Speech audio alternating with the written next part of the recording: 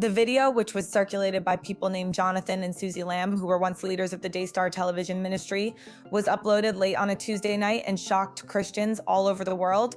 It was one of many films that displeased Christians, and their unidentified source may have been the source of their cryptic communication, but its purpose was Jonathan started off by saying, "We've been keeping a secret. There was a lot going on that we couldn't talk about for the past 2 years, but we've already shown the evidence to the police and various news outlets in order to install a sense of urgency and terror in its recipients, while simultaneously outlining a scheme to discredit one of the most influential Christian television networks in the world." Even more important than his already profound remarks were Suzy's trembling, emotionally charged delivery. At every point, private spies harassed, threatened, and otherwise attempted to intimidate us, but we were unable to remain silent. Even after she responded, we felt we had no choice but to speak to the media. Since we knew it would be beneficial to talk about what was going on, we did just that when Jonathan said, "We just don't feel safe at home anymore." The explosion detonated at that precise moment, and Jonathan and Susie reasoned that the only way out was to give up the religion they had spent so much time practicing. The two people claimed to be firing from a disguised spot. To put it lightly, this remark was a little unnerving because they had spent their entire lives attending what gave them the idea and why they thought this way. However, abuse was an ugly truth that many attempted to conceal their daughter's terrible secret, which the ministry had, and the Daystar crew was rightfully proud of the number of individuals they met and the impact their work had. According to the Lambs, the church had kept this information from them in order to keep this guy safe. The Lambs did everything within their power to keep him safe. His nickname was Pete. Those in charge at Daystar, including Jonathan's parents, made every effort to ensure this person's safety from the beginning. They said that covering up might bring the entire organization to an abrupt end, but the decision-makers' concern about the ministry's image on the tape caused them to prioritize preserving its reputation over guaranteeing the safety of an innocent child.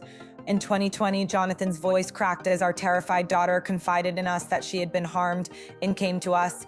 The more we investigated, the more we suspected that the wrong routes. Our research topic may be a relative, but things were going far worse than we had initially thought, and we were wrong about how terrible things were. Mike and his daughter stayed in her room until she was ready to go swimming in 2021. Just as their daughter was getting ready to go swimming, all of this occurred. Jonathan was able to view him.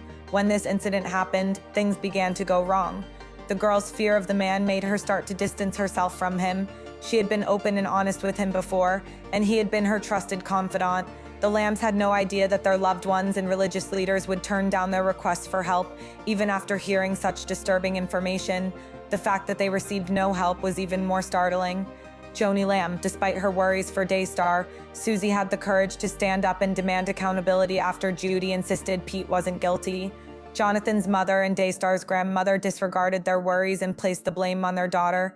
The sentence, "God told her," when the situation went downhill, Mike had no wrongdoing.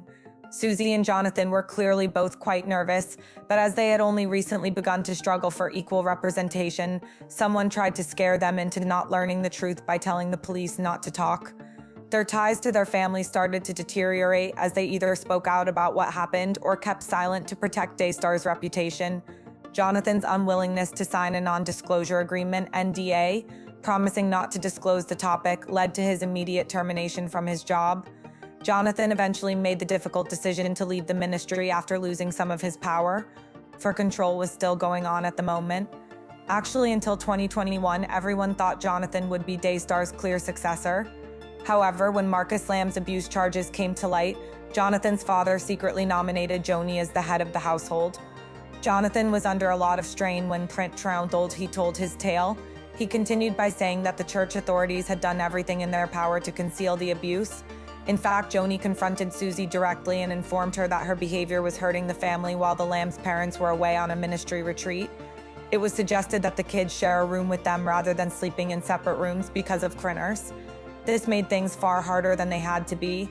When questioned about the disturbing details provided by the family ministry, Daystar told the media that she believed Joni Lamb was more focused on preserving the family ministry's reputation than on making sure her niece was safe. It went on to say that the cover-up occurred despite everything that had happened. The Lambs. The statement stated that the allegations were unfounded and would not be accepted because he was not selected to succeed his father. A clergyman told Jonathan and Suzy that they were lying and that their story was an outpouring of wrath. He also said that both Suzy and Jonathan had lied to this minister, knowing the story they were sharing was made up. Pete's lawyer denied all allegations in a public statement, claiming that his client had demonstrated his innocence by passing a polygraph test.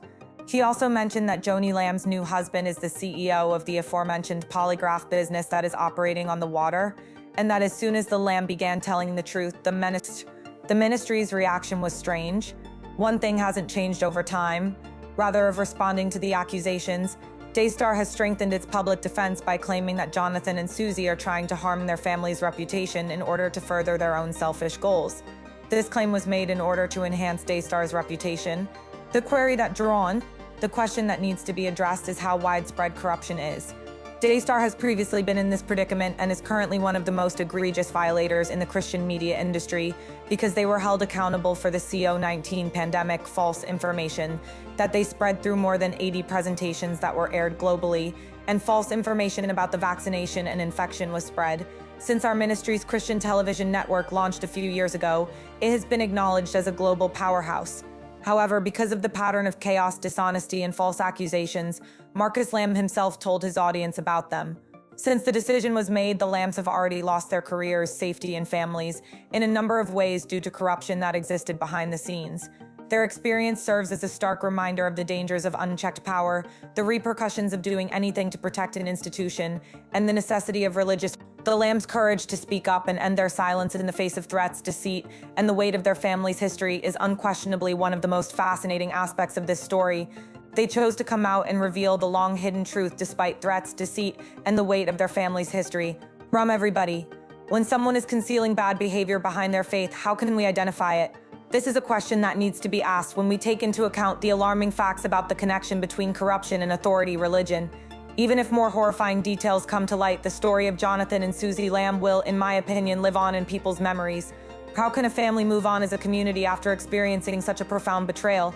How can we stop the evil deeds of powerful people, especially when they put on a religious front?